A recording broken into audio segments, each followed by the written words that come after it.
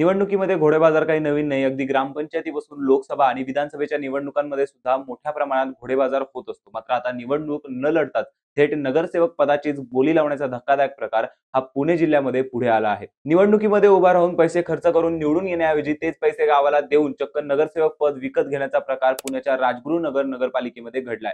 काय आहे एकूण प्रकार? कशी लागली नगरसेवक पदाची बोली? हेच जाणून घ्या. सोबतच राज्यामध्ये यापूर्वी अशा घटना कुठे-कुठे घडल्या होत्या आणि कशा प्रकारे जाहीररित्या उमेदवार आपली बोली लावतात, हे देखील आपण समजून घेऊयात. नमस्कार, मी अर्णित जोशी आणि आपण पाहतात कट टू कट. राज्यात सध्या निवडणुकीचा बिगुल वाजलाय. सगळे राजकीय पक्ष आणि चिन्ह मिळाले नसले तरी हे अपक्ष उमेदवार प्रचारात व्यस्त आहेत. एका जागेवर अनेक दावेदार आहेत. खरं तर हीच लोकशाहीची खरी ओळख आहे. पण पुणे जिल्ह्यातील राजगुरुनगर नगरपालिकेत नगरसेवक पदाचा लिलाव लावल्याचा धक्कादायक आणि लाजिरवाणा प्रकार समोर आलाय आणि त्यातही कळस म्हणजे निवडणुकीला उभे राहून पैसे खर्च करण्यापेक्षा निवडणूक बिनविरोध करण्यासाठी हा निर्णय घेतल्याचे सांगत त्याचे लंगडे समर्थन करण्यात येत आहे. राजगुरुनगर पालिकेतील एका प्रभागातील सर्वसाधारण जागेसाठी 1,02,00,000 रुपयाची तर महिला राखीव जागेसाठी 22 लाख रुपयांची बोली लावल्याची माहिती समोर येते.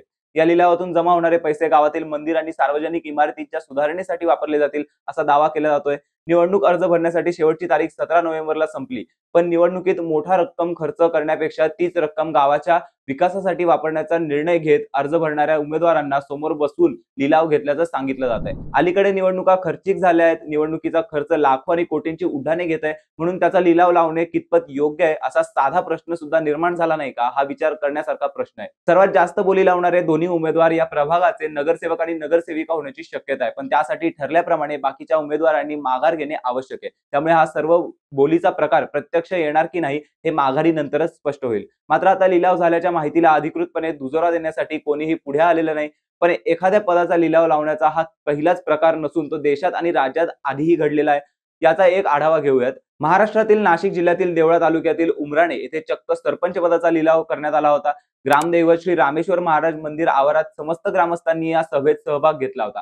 सभेत रामेश्वर महाराज मंदिर बांधकामासाठी लिलाव बोली लावण्यात आली होती. ही बोली नाशिक जिल्हा परिषदेचे माजी उपाध्यक्ष विश्वास तात्या देवरे यांचे सुपुत्र, जिल्हा परिषदेचे माजी सदस्य व उमराणे नगरपंचायत माजी सरपंच प्रशांत उर्फ चंदूदादा विश्वास तात्या देवरे यांच्या नेतृत्वाखाली पॅनलने जिंकली होती. या पॅनलनं मंदिरासाठी 2,05,00,000 रुपये देण्याची बोली लावली होती. लिलाव पार पडल्यानंतर ग्रामपंचायत निवडणूक बिनविरोध झाल्याचं जाहीर करण्यात आलं होतं. ठरल्यानुसार बोली जिंकणाऱ्या पॅनलकडे ग्रामपंचायतीचा कारभार सोपवण्यात आला होता. असंच मध्य प्रदेशमध्ये भटोली गावात 2021 साली सरपंच पदासाठी लिलाव करण्यात आला होता. लिलावाची सुरुवात 21 लाखापासून सुरू झाली. अखेर 44 लाख रुपयांवर ही बोली सौभाग्यसिंग यादव यांनी जिंकली. त्यामुळे त्यावेळी सरपंच पदासाठी फक्त एकच अर्ज दाखल करण्यात आला होता. ओडिसातील बिलेसरडा ग्रामपंचायतीतील सरपंच पदाचा लिलावाला पुईंटला ब्लॉक अंतर्गत येणाऱ्या गावातील जगन्नाथ मंदिराच्या विकासासाठी 44,000 रुपये देण्याचं आश्वासन देऊन सुशांत छत्री या नावाच्या व्यक्तीने बोली जिंकली होती आणि ते म्हणाले होते की माझ्या विरुद्ध कोणीही निवडणूक लढवू नये, या एका अटीवर मी पैसे देण्यास तयार झालोय.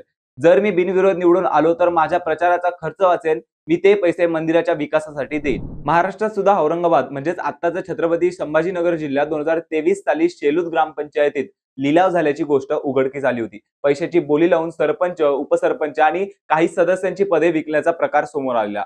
त्यावेळी 14.50 लाखात सरपंच पद तर 4 लाखामध्ये उपसरपंच पद विकले गेले. एका व्हायरल व्हिडिओमुळे हा प्रकार उघडकीस आला होता. गावाच्या मंदिरासमोर ग्रामसभा बोलवून ग्रामपंचायत पदाचा लिलाव केला गेला होता. सरकार दरबारी मात्र ग्रामपंचायत बिनविरोध निवडल्याचा बनाव रचण्यात आल्याचे उजेडात आले होते. शकुंतला योगेश ससेमहल या 14.5 लाख रुपये देऊन सरपंच पदी निवडून आलेल्या महिलेचं नाव आहे.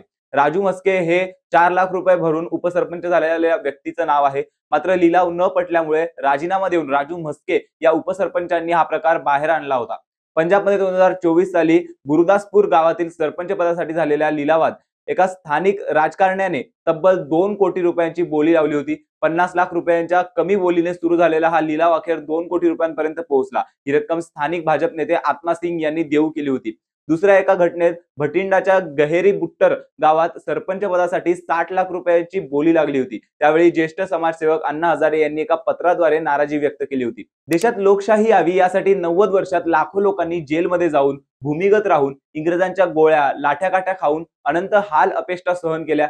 जुलमी अन्याय इंग्रजांना देशातून घालवायचे आणि आमच्या देशात लोकांनी आणि लोकसहभागातून चाललेली लोकशाही आणायची असे त्यांचे स्वप्न होते. पण सरपंच पदाचा लिलाव म्हणजे या लोकशाहीचाच लिलाव आहे. निवडणुका पारदर्शक घेणे ही निवडणूक आयोगाची जबाबदारी आहे, पण त्यातही सर्व राजकीय पक्ष आणि त्यातल्या नेत्यांनी संविधानाच्या चौकटीत राहून सर्व नियमांचे पालन करणे अपेक्षित आहे. पण हे सर्व नियम पायदळी तुडवले जात आहेत. ग्रामपंचायत निवडणूक असो की लोकसभेची निवडणूक, प्रत्येक जण आपण विकासासाठी निवडणूक लढत आहोत असं वरवरती सांगत जरी असले तरी 99% उमेदवारांचा उद्देश हा फक्त पदप्राप्तीतून आर्थिक लूट आणि हाच असतो. त्यामुळेच कोट्यावधी रुपयांची बोली लावली जाते. राजगुरुनगरमध्ये झालेल्या लिलावावर सत्ताधारी आणि विरोधक दोन्ही मुख गिळून गप्प आहेत. कोणीच काही बोलत नसल्याने साटलोट झाल्याच्या चर्चेला आणखी हवा मिळाली आहे. याबाबत राज्य निवडणूक आयोग काय निर्णय घेणार असा प्रश्न उपस्थित होतोय. याबद्दल तुमचं मत काय? कमेंट करून नक्की कळवा आणि अशाच रोजच्या घडामोडींसाठी कट टू कटला नक्की सबस्क्राईब करा.